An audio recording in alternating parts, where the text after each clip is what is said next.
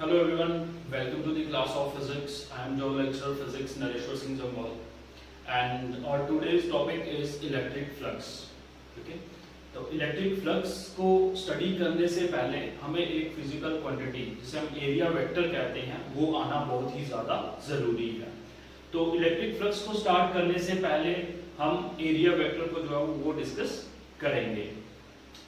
तो चलिए area vector जो है उसको डिस्कस कर लेते हैं। आपने एरिया को पढ़ा है कि व्हाट इज एरिया, ना सिंपली आप एरिया के लिए क्या कहते हो, area equal length into breadth, ठीक है, या फिर साइड स्क्वायर जैसे भी आप इसको लेते हो। लेकिन आज आपको एक चीज और क्लियर हो जाएगी कि जो एरिया है वो आपका वेक्टर क्वांटिटी होती है, ठीक है। कैसे, चलिए देखिए जरा इसको ध्यान से। मैं एक कोऑर्डिनेट सिस्टम ले लेता हूं। जैसे सपोज ये मेरे पास एक कोऑर्डिनेट सिस्टम है, ये X axis, Y and this is a Z axis. Okay, मैं एक स्क्वायर जो है उसको ड्रॉ कर लेता हूं लाइक दिस। ये इसकी साइड ए और ए, उसको नाम दे देते हैं A B C and D. Okay, अब अगर मैं कहूं कि इसका एरिया जो है वो फाइंड आउट करना है तो वो आप इजीली बता सकते हो। एरिया इज इक्वल टू क्या, लेंथ इनटू ब्रेड्थ या साइड स्क्वायर। तो वो आपके पास क्या आ जाएगा, ए का स्क्वायर। ओके, ये सिंपल चीज है, ये आपने छोटी क्लासेस में भी पढ़ी हुई है। लेकिन अगर यहीं पे मैं कहूं कि एरिया अगर वेक्टर क्वांटिटी है, मैंने आपको बताया कि एरिया जो है वेक्टर क्वांटिटी है, तो अगर मेरे को एरिया वेक्टर निकालना है तो क्या करेंगे।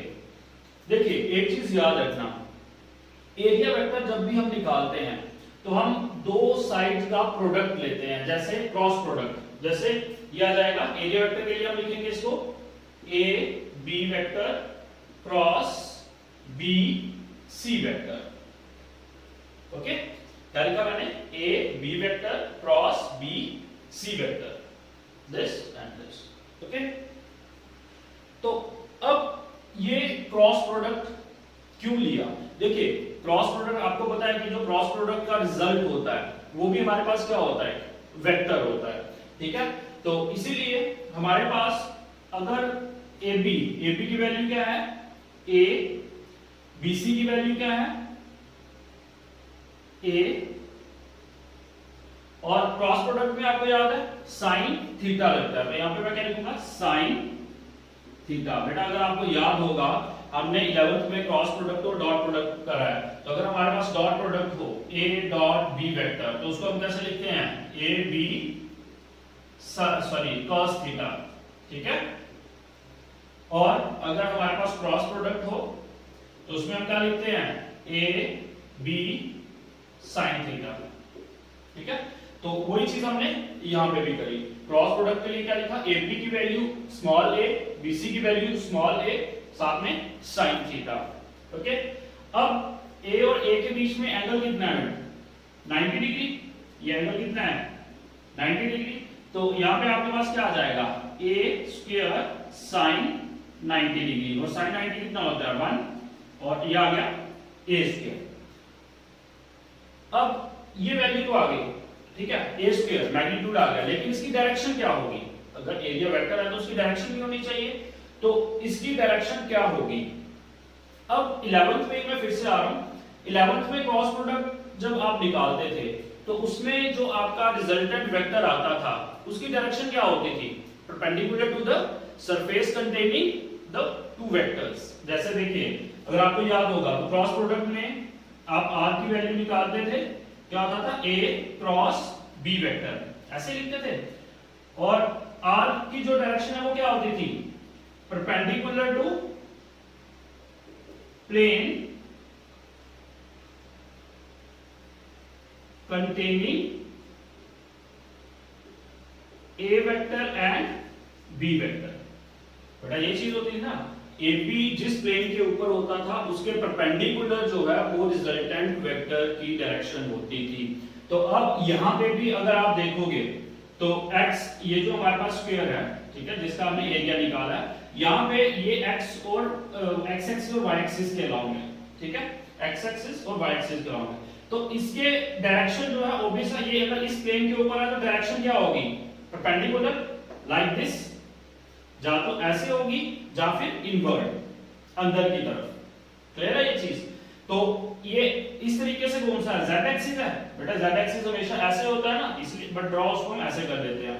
तो z एक्सिस, तो इसका मतलब यहां पे मैं क्या लिखूंगा, z एक्सिस का यूनिट वेक्टर क्या होता है, k कैप, याद है बेटा ये चीज याद है ना, x एक्सिस का unit vector i cap, y का j कैप और z का k कैप। और जरूरी नहीं है कि आपका जो z एक्सिस है, ठीक है, आप आउटवर्ड भी ले सकते हो या फिर जो इनवर्ड होगा वो भी ले सकते हो। आपको पता है आउटवर्ड अगर k कैप है तो इनवर्ड क्या होगा, माइनस k कैप, ठीक है। तो और आपका रिजल्ट डायरेक्शन ऐसे a square minus k cap, बेटा दोनों आंसर जो है वो आपके सही होंगे। क्लियर है ये चीज। तो जो एरिया वेक्टर है उसकी डायरेक्शन जो है वो क्या होती है, perpendicular to the plane containing given vectors, ठीक है। जैसे a और b जो आपका सॉरी ये स्क्वायर है, ये x एक्सिस और y एक्सिस के प्लेन के ऊपर है, और z एक्सिस के अलोंग मतलब प्लेन के परपेंडिकुलर कौन सा, z एक्सिस, तो उसी के अलोंग जो है वो इसकी डायरेक्शन होती है। ये 11th में भी हमने इस चीज को पढ़ा हुआ है। क्लियर है ये चीज। तो ये हमारे पास एरिया वेक्टर के बारे में है। अब यहाँ पे एक चीज मैं और आपके साथ डिस्कस करना चाहता हूँ, जैसे चलिए एक दो एग्जांपल जो है वो मैं आपको समझा देता हूं जिससे आपको ये और क्लियर हो जाएगा। अगर हमारे पास मैं ये दो एग्जांपल्स लेता हूं, ठीक है। फर्स्ट ये अगेन ये एक्स एक्सिस, ये वाई एक्सिस और ये जेड एक्सिस, ठीक है। तो इसके अलावा जो है मैं एक स्फीयर जो है उसको ले लेता हूं।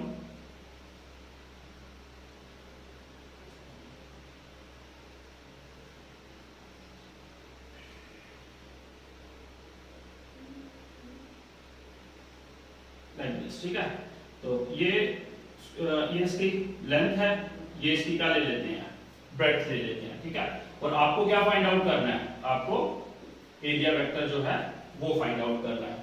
वैसे ही दूसरे एक और एग्जांपल ले लेता हूं मैं। जैसे ये आपके पास x एक्सिस, ये आपके पास y एक्सिस और ये आपके पास z एक्सिस, सॉरी इसको हम ऐसे लेते हैं, इसको y एक्सिस ले लेते हैं और इसको z एक्सिस। आपको पता है कि हम जो एक्सिस है उनको अपनी मर्जी से ले सकते हैं, तो इसको मैंने z एक्सिस ले लिया और इसको y एक्सिस ले लिया। तो यहाँ पे एक सफेयर जो है, एक प्लेट है स्फेरिकल, उसको ड्रॉ किया मैंने ये, और इसका रेडियस जो है वो कितना है, r रेडियस है। तो इसमें भी आपने क्या करना है, एरिया वेक्टर जो है वो फाइंड आउट करना है। तो देखिए सिंपल सी बात है, यहाँ पे मैग्नीट्यूड तो हम इजिली ड्रॉ कर सकते हैं, ठीक है। ये स्क्वायर है बेटा, ओके। तो अब इसमें एक चीज देखिए, सबसे पहले ये एरिया निकालना है, तो इसमें क्या होगा, सीधा a इंटू बी, ठीक है, लेंथ इंटू ब्रेड्थ। लेकिन अब मेन है इसकी डायरेक्शन क्या होगी, क्योंकि एरिया वेक्टर निकालना, मैग्नीट्यूड तो चलिए हमें फार्मूला तो हमने पढ़े हुआ है वो तो हम इजीली कर सकते हैं, लेकिन यहाँ पे जो है मेन इसकी डायरेक्शन को निकालना है। तो डायरेक्शन को कैसे निकालोगे, देखिए ये जो आपके पास स्क्वायर है ये x और z एक्सिस के अलोंग है, मतलब इस प्लेन के ऊपर है, x और z प्लेन के ऊपर है। तो ऑब्वियस है इसकी डायरेक्शन परपेंडिकुलर कौन सी है, y के अलोंग होगी। तो y का यूनिट वेक्टर क्या होता है आपका, j कैप, ठीक है। तो यहां पे आपके पास क्या आ जाएगा, j कैप, और आपका length into breadth into minus j cap. क्यों, ये दोनों आपके सही होंगे। आपका पॉजिटिव यूनिट जो होगा, मतलब y एक्सिस पॉजिटिव, और जो z होती है सॉरी उसके अपोजिट y डैश होता है, उसका भी यूनिट वेक्टर आप ले सकते हो, दोनों सही है। आप चाहे j लीजिए चाहे माइनस j लीजिए, ओके। इसी तरीके से यहां पे आते हैं, तो इस केस में देखिए क्या होगा, ये आपके पास क्या है, सफेयर है। तो आपको एरिया वेक्टर निकालना है, तो एरिया वेक्टर क्या होगा, इसका फार्मूला पता है, पाई r स्क्वायर। सिंपल, मैग्नीट्यूड के लिए जो फॉर्मूला है हमारे पास वही हम लिखेंगे, लेकिन मेन जो है वो क्या है हमारे पास, डायरेक्शन। तो चलिए डायरेक्शन के लिए क्या करेंगे हम, यहाँ पे देखिए ये जो आपके पास अफेयर है ये एक्स और वाई प्लेन में है। कौन से प्लेन में है, एक्स और वाई प्लेन में। तो ऑब्वियसली डायरेक्शन इसकी क्या होगी फिर, z एक्सिस के अलोंग। क्यों, क्योंकि प्लेन जो है वो जिसमें कंटेन कर रहा है वो प्लेन वो एक्स और वाई है, तो ऑब्वियसली उसके फिर परपेंडिकुलर डायरेक्शन हमेशा प्लेन के क्या होती है, परपेंडिकुलर होती है। तो वो कौन सा आएगा, z एक्सिस। तो यहाँ पे हमारे पास जो है वो डायरेक्शन क्या आ जाएगी, k कैप, या फिर इसको हम कैसे लिख सकते हैं, pi r square minus k cap. Okay, तो दोनों आंसर जो है वो आपके सही है।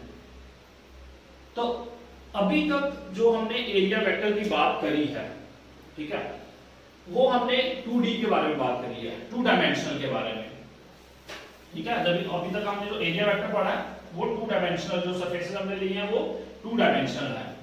तो जो एरिया वेक्टर है,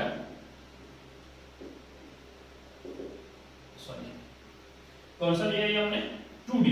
अभी तक जो बात करी हमने 2 डायमेंशनल की बात करी। बेटा फ्लक्स में जो 2 डायमेंशनल बॉडीज होती हैं उन्हें हम ओपन सरफेसेस भी कहते हैं। क्या कहते हैं, ओपन सरफेस।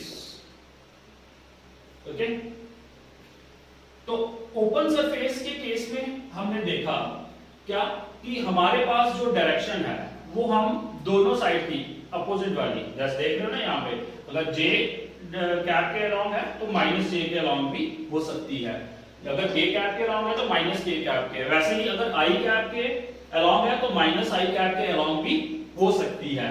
तो वही चीज जो वो मैंने यहाँ पे, तो आप यहाँ पे लिख सकते हो एरिया वेक्टर में जो है वो आप दोनों जो साइड्स हैं, ठीक है, उनको ले सकते हो। क्लियर है ये चीज, ठीक है। तो ये हमने जो बात करी ये करी हमने 2 डायमेंशनल के बारे में। ओके, अगर हम 3D के बारे में बात करें, 3 डायमेंशनल के बारे में बात करें, तो चलिए उसमें भी देख लेते हैं।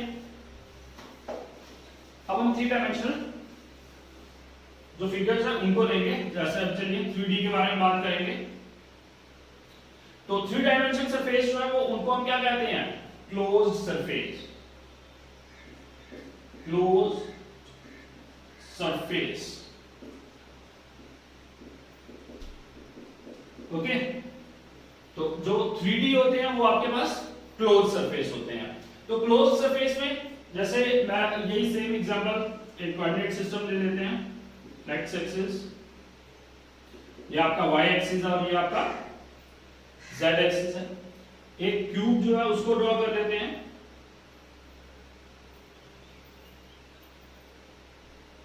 अच्छा चलिए मैं पहले सिंपली आपको समझा देता हूं, फिर आते हैं कोऑर्डिनेट सिस्टम में। सपोज ये मेरे पास एक क्यूब है, मैं एक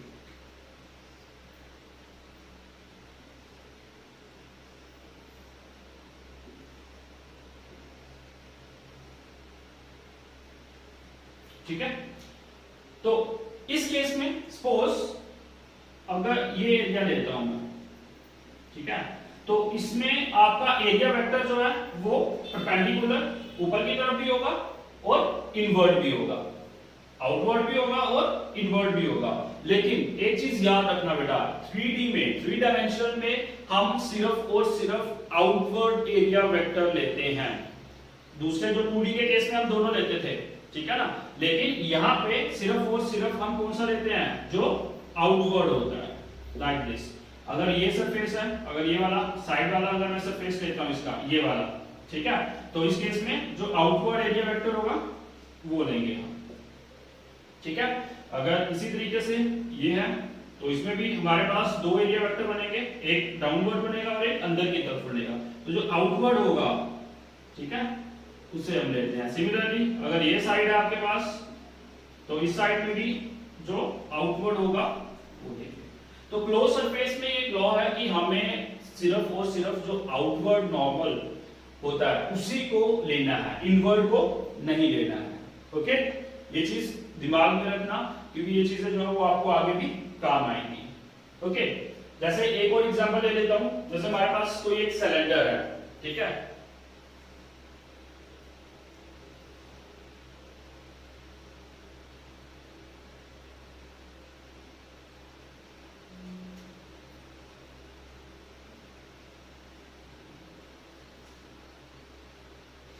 ये हमारे पास एक सिलेंडर है, ठीक है। अब इसमें अगर ये जो सरफेस लेते हैं हम, कौन सा, ये वाला,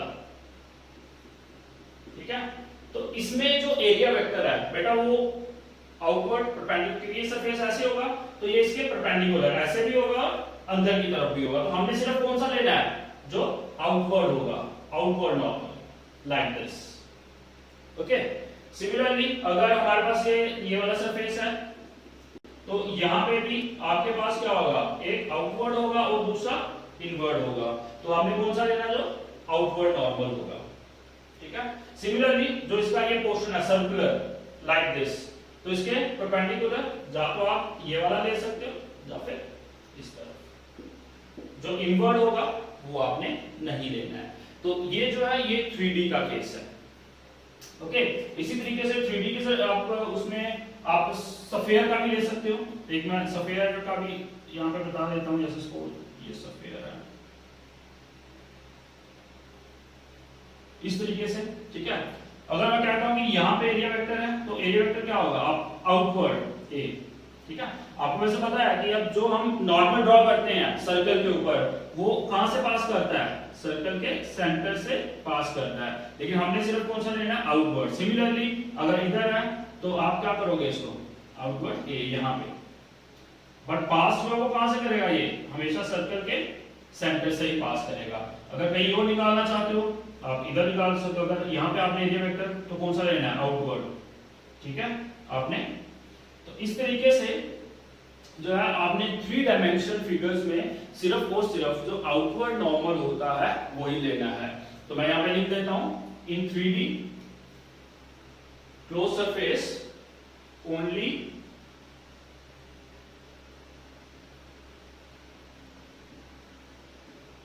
vector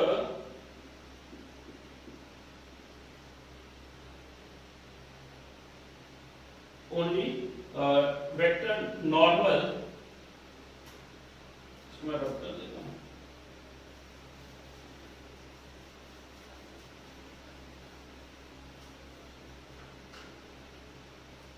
only vectors normal to surface to be consider, ठीक है।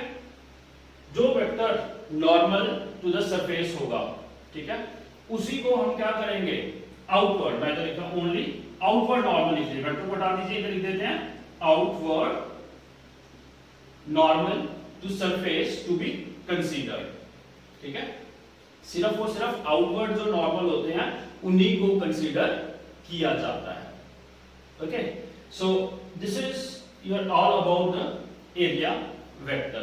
ओके, और अब हम जो है वो नेक्स्ट चलते हैं किस पे, इलेक्ट्रिक फ्लक्स पे। तो चलिए अब हम बात करेंगे इलेक्ट्रिक फ्लक्स की। तो इलेक्ट्रिक फ्लक्स को जो है वो पहले मैं लिख लेता हूं, डिफाइन कर देता हूं, फिर उसके बाद समझते हैं इसको। So what is electric flux, total number of electric line of forces passing perpendicular to the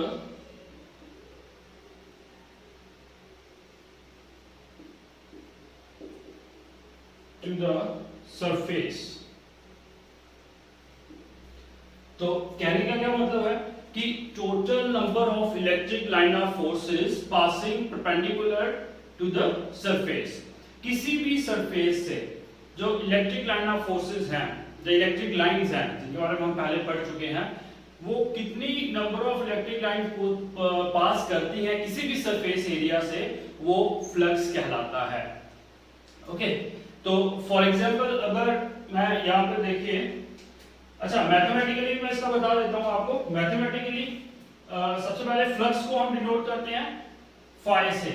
it is denoted with phi E, मतलब इलेक्ट्रिक फ्लक्स है तो ई लिखा गया है. Okay, E.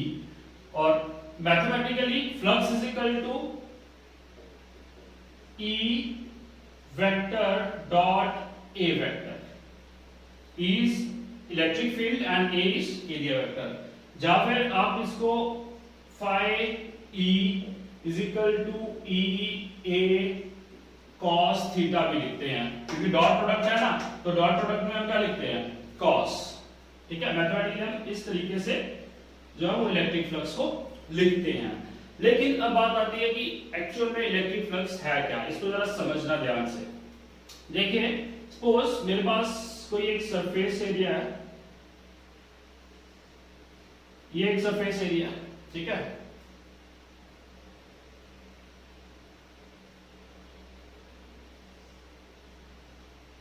Like this. तो यहां से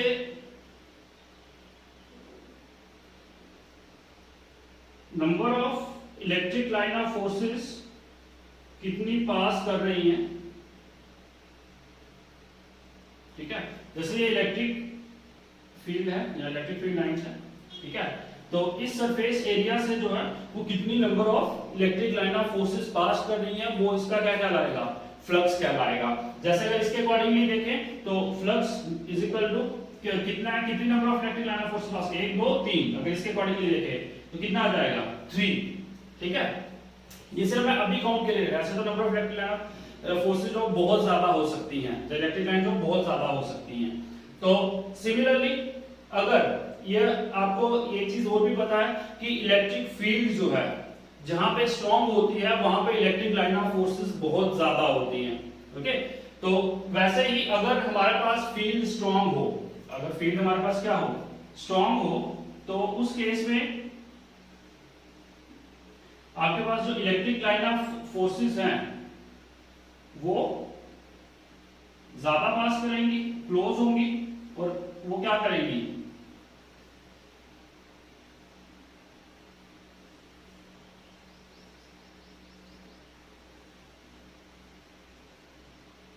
ठीक है.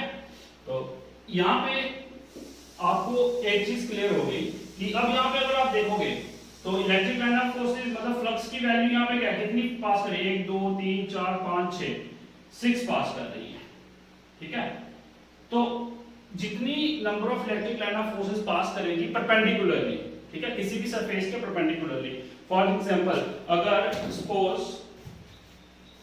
ये है, ये एक सरफेस एरिया है, तो इसमें इलेक्ट्रिक लाइन ऑफ फोर्सेस जो परपेंडिकुलर इस तरीके से पास करनी चाहिए. ठीक है, इस तरीके से जितनी भी number of electric line of forces pass करेंगी वो क्या कहलाएगा, फ्लक्स कहलाएगा. ठीक है, तो यहां से एक चीज आपकी क्लियर हुई कि आपका जो फ्लक्स है वो directly proportional to electric field के होता है.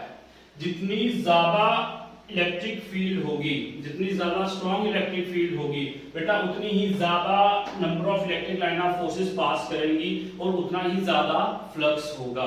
और जितनी वीक अगर इलेक्ट्रिक फील्ड होगी उतनी ही कम electric line of forces pass करेंगी. ठीक है, और फ्लक्स की वैल्यू भी क्या होगी, कम होगी. तो इसका मतलब flux is directly proportional to the magnitude of the field. Field की कितनी वैल्यू है उसके ऊपर फ्लक्स जो है वो डिपेंड करता है. ओके, इसी तरीके से अगर एरिया को बढ़ा दिया जाए, ठीक है, अगर एरिया को क्या कर दिया जाए, बढ़ा दिया जाए, तो ऑब्वियस है एरिया अगर ज्यादा होगा तो आपके पास जो फील्ड लाइंस हैं वो भी क्या करेंगी, ज्यादा पास करेंगी. बेटा ये चीज क्लियर है, जितना बड़ा एरिया होगा आपके पास फील्ड लाइंस भी क्या करेंगी, उतनी ही ज्यादा पास करेंगी.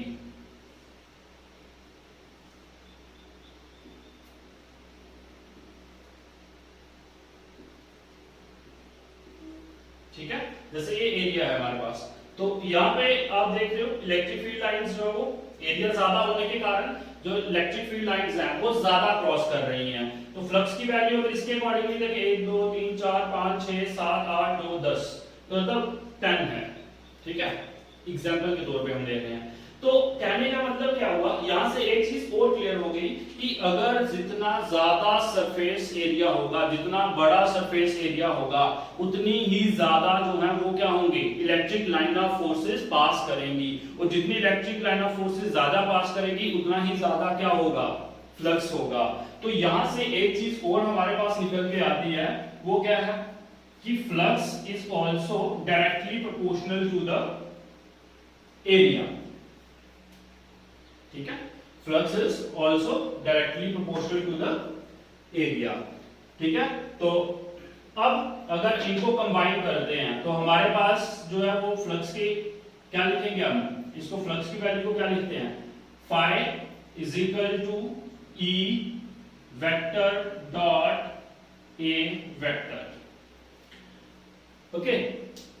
अब E डॉट ए वेक्टर, तो अगर बेटा डॉट प्रोडक्ट है तो इसका मतलब ये कौन सी क्वांटिटी है, डॉट प्रोडक्ट में जो हमारे पास रिजल्टेंट होता है वो क्या होता है, स्केलर, तो इसका मतलब हमारे पास ये भी हो गया कि जो इलेक्ट्रिक फ्लक्स है वो हमारे पास कौन सी क्वांटिटी है, स्केलर क्वांटिटी है। तो अब बात आती है, अब इसी के तरीके से हमारे पास कौन सा क्या बन गया, phi is equal to E A cos theta.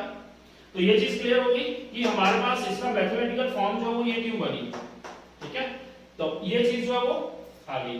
चलो इसको थोड़ा सा और एग्जांपल के तौर पे अंडरस्टैंड करते हैं कि एक्चुअल में इसको किस तरीके से इंप्लीमेंट किया जाता है।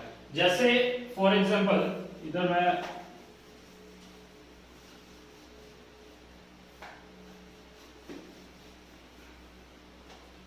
ये देखिए, अच्छा इसको भी रब कर देता हूं मैं।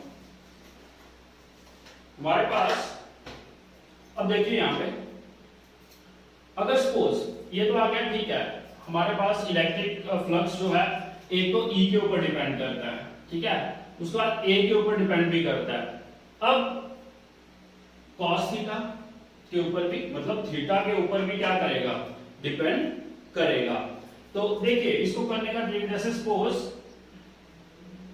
अगेन मैं एरिया जो है वो ले लेता हूं और इसमें से आपके जो ये इलेक्ट्रिक लाइन ऑफ फोर्सेस जो वो पास कर रही है ई, ठीक है, और यहां पे आपको क्या करना है, फ्लक्स की वैल्यू फाई को फाइंड आउट करना है, ओके। और एक सरफेस एरिया में इस तरीके से ले लेता हूं लाइक दिस, तो इसमें भी इलेक्ट्रिक लाइन ऑफ फोर्सेस जो है वो इस तरीके से पास कर देंगे।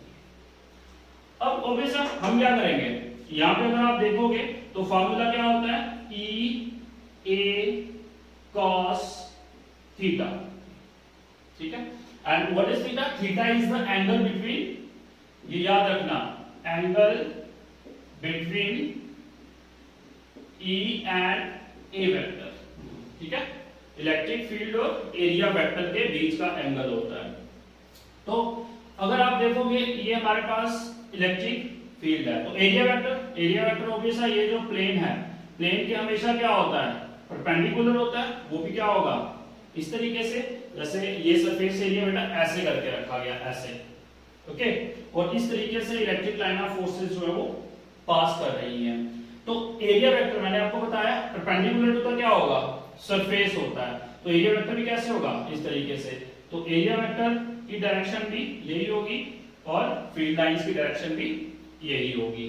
तो आपके पास यहाँ पे एंगल ये E है, ये A है, तो दोनों के बीच में एंगल कितना होगा, 0 डिग्री, ठीक है, तो ये बन जाएगा E A, E की वैल्यू E की रखी हमने फील्ड की, और एरिया वेक्टर की A एरिया, और cos 0, तो cos 0 क्या होता है 1, तो आपके पास फाई की वैल्यू क्या आ गई, EA, ओके। अब हमारे पास दूसरा सरफेस आ रहा है, यहां पे भी हमने क्या करना है, फ्लक्स को फाइंड आउट करना है। तो फ्लक्स को अगर फाइंड आउट करना है बेटा, ये सरफेस जो था वो ऐसे था, ठीक है, वो वाला सरफेस ऐसे है, इस तरीके से। ओके, अब अगर सरफेस ऐसे है और इलेक्ट्रिक लाइन ऑफ फोर्सेस ऐसे पास कर रही हैं, इस तरीके से। ओके, तो चलिए इसमें फ्लक्स का यही फार्मूला लगाएंगे, phi is equal to E A cos theta. Okay, तो यहां पे एंगल, अब देखिए एरिया वेक्टर की डायरेक्शन क्या होगी बेटा, ये इस तरीके से है, इलेक्ट्रिक फील्ड लाइंस ऐसे पास कर रही हैं और area vector perpendicular to the surface होता है, तो मतलब एरिया वेक्टर कैसे होगा, लाइक दिस, ये परपेंडिकुलर टू द सरफेस। तो मैं इसको ऐसे ड्रॉ कर लेता हूं, एरिया वेक्टर, ठीक है। तो एंगल कितना हुआ, E इस तरीके से है, एरिया वेक्टर ऐसे है, ठीक है, E ऐसे है, तो कितना 90 डिग्री हुआ। तो यहाँ पे थीटा जो है वो कितना हो गया, 90 डिग्री। तो flux phi is equal to E A cos 90, cos 90 कितना होता है बेटा, 0। तो हमारे पास फ्लक्स कितना आया, 0। तो ये देखने से भी पता चल जाता है कि इसमें फ्लक्स 0 होगा, क्यों और कैसे। देखिए सरफेस इस तरीके से है ना, फील्ड लाइंस ऐसे पास कर रही हैं, ओके, लेकिन हमारे पास डेफिनेशन क्या कहती है इलेक्ट्रिक फ्लक्स की, total number of electric line of forces passing perpendicular to the surface. Perpendicular pass करनी चाहिए, मतलब यहां से पास परपेंडिकुलर नहीं कर रही थी, वो तो इस तरीके से पास कर रही थी। हाँ, अगर ऐसे पास करती तो फिर वैल्यू आनी थी। तो ऐसे भी हमें क्लियर हो रहा था कि इसमें फ्लक्स 0 होगा, बट मैथमेटिकली हमने इसको फाइंड आउट करके देख लिया कि इस केस में भी हमारे पास जो है वो क्या आती है, वैल्यू 0 आती है फ्लक्स की। तो फ्लक्स वहीं पे मिलेगा जहां पे इलेक्ट्रिक लाइन ऑफ फोर्सेस जो है वो सरफेस के परपेंडिकुलर इस तरीके से पास करेंगी। ओके, अब बहुत सारे बच्चे जो है वो एंगल को लेके थोड़ी मिस्टेक कर देते हैं, ठीक है। तो मैं एक छोटा सा न्यूमेरिकल जो है वो ले लेता हूं, तो उससे आपको ये चीज और क्लियर हो जाएगी। जैसे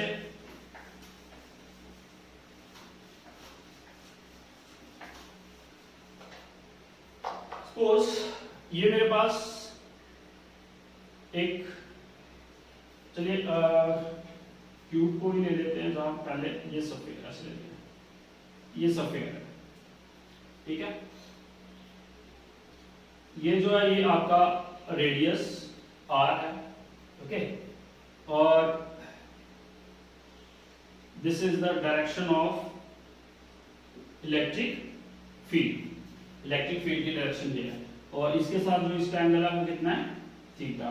और ऑब्वियस है आपका जो ये अगर सरफेस है तो एरिया वेक्टर परपेंडिकुलर होगा, ओके, तो ये जो है वो आपका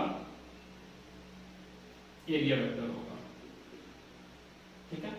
तो चलिए इसको कैसे सॉल्व करोगे आप, फाई इज इक्वल फ्लक्स निकालना है, तो ई ए, इस एंगल को सपोज आपको थीटा दिया गया है ये 30 डिग्री, ये बन जाएगा E A cos theta. So phi is equal to E A cos theta की बेस पे हम क्या लेंगे 60 डिग्री। अब आप कहोगे सर आपने तो यहाँ पे 30 डिग्री लिया, हम यहाँ पे 60 ले रहे हैं, ऐसा क्यों? बेटा ये जो 30 डिग्री एंगल है वो रेडियस के साथ है, हमें एंगल कौन सा, जो cos theta angle is theta is the angle between the electric field and area vector. तो इलेक्ट्रिक फील्ड और एरिया वेक्टर के बीच में एंगल टोटल 90 होगा, 90 में से 30 निकालेंगे तो पीछे क्या बचेगा, 60 डिग्री बचेगा। क्लियर है ये चीज? तो आपके पास यहाँ पे क्या वैल्यू आ जाएगी फ्लक्स की, phi is equal to E A cos 60 1/2, ठीक है। तो कहने का मतलब क्या है यहाँ पे कि आपको एंगल का ध्यान रखना। बहुत सारे बच्चे क्या करते हैं जल्दी में यहाँ पे क्या करते हैं cos 30 डिग्री की वैल्यू पुट कर देते हैं और फिर उसको सॉल्व कर लेते हैं, वो गलत होता है, ओके। तो इसी तरीके से अगर आपके पास एरिया पोस्ट, ये एरिया हमारे पास, ठीक है, इसमें आपके पास आपका एरिया वेक्टर परपेंडिकुलर है, ये जो एरिया वेक्टर है प्लेन के परपेंडिकुलर, जैसे ये एरिया है, ठीक है, लाइक दिस। तो एरिया वेक्टर इस तरीके से है, ऐसे करके जो वो एरिया वेक्टर इस तरफ, ठीक है। और फील्ड जो है, जो फील्ड लाइंस है वो आपकी परपेंडिकुलर नहीं है, वो कुछ इस तरीके से है, ठीक है। तो इस चीज से आपको ये भी क्लियर हो जाएगा कि हमने ई ए कॉस थीटा क्यों लिया इसको, ठीक है। ई ए साइन थीटा क्यों नहीं लिया, ठीक है। क्रॉस ही क्यों लिया, यहाँ पे हमने ई वेक्टर क्रॉस ए वेक्टर जो है वो भी तो ले सकते थे, ठीक है ना। हमने sir E dot A vector क्यों लिया, तो वो क्लियर हो जाएगा यहाँ से आपको। तो चलिए देख लेते हैं इसको। तो ये आ गई इलेक्ट्रिक फील्ड ई। अब यहां पे अगर आप देखोगे तो ये जो ई है, अब हमें जो इलेक्ट्रिक फील्ड लाइन है वो हमेशा क्या चाहिए होती है, परपेंडिकुलर टू द सरफेस। तो हमें क्या करना पड़ेगा, ये जो ई है, अगर सपोज इन दोनों के बीच में ये एंगल थीटा है, तो ये ई है, इसका ये वाला कंपोनेंट, एक ये दो कंपोनेंट बनाएगा ना बेटा, कंपोनेंट्स याद है ना, किसी भी वेक्टर के हम दो कंपोनेंट बनाते हैं, कॉस वाला होता है, दूसरा साइन वाला। और कॉस वाला जिसके साथ एंगल हो वो कॉस का होता है, और जिसके साथ एंगल नहीं होता है वो साइन वाला होता है। तो यहाँ पे जो है वो क्या बनेगा, इसका एक कंपोनेंट, ये कौन सा कंपोनेंट बनेगा, ई कॉस थीटा, ठीक है। और दूसरा कंपोनेंट परपेंडिकुलर होता है आपस में, वो इधर बनेगा, और वो कौन सा होगा, ई साइन थीटा, ठीक है। तो अब अगर आप देखोगे यहां पे हमारे पास जो E cos थीटा है वो हमें हेल्प करेगा फ्लक्स में, ना कि E sin थीटा। क्यों, क्योंकि अगर आप देख रहे हो इस तरीके से सरफेस है, ठीक है, सरफेस ऐसे है, जो E cos थीटा है, ठीक है, E का जो ये कंपोनेंट है वो परपेंडिकुलर टू द सरफेस है, ठीक है। तो हमें इलेक्ट्रिक लाइन ऑफ फोर्सेस, जो फील्ड की लाइंस है वो क्या चाहिए होती है, परपेंडिकुलर टू द सरफेस। हालांकि जो साइन है, साइन ऐसे है, लाइक दिस, वो परपेंडिकुलर टू द सरफेस नहीं है, वो इस तरीके से है, ठीक है ना। तो इसीलिए साइन जो है वो हमारे काम नहीं आएगा, लेकिन फ्लक्स को फाइंड आउट करने के लिए हमें E cos थीटा को लेते हैं। तो इसीलिए हम इसको कैसे लिखते हैं, फ्लक्स को phi is equal to E A, E के साथ कौन सा कंपोनेंट आता है, cos थीटा, ठीक है। तो ये चीज भी आप ध्यान रख सकते हो, यहां से ये क्वेश्चन आपका क्लियर हो जाता है कि हमने सिर्फ और सिर्फ E डॉट ए वेक्टर क्यों लिया, E क्रॉस ए क्यों नहीं लिया, या फिर E A cos थीटा ही क्यों लिया, ओके। क्यों, क्योंकि साइन कंपोनेंट जो है वो हमें फ्लक्स को फाइंड आउट करने में कोई हेल्प नहीं करता है, जबकि cos थीटा की हेल्प से जो हम फ्लक्स को इजीली फाइंड आउट कर सकते हैं। Okay guys, so this is all about the electric flux.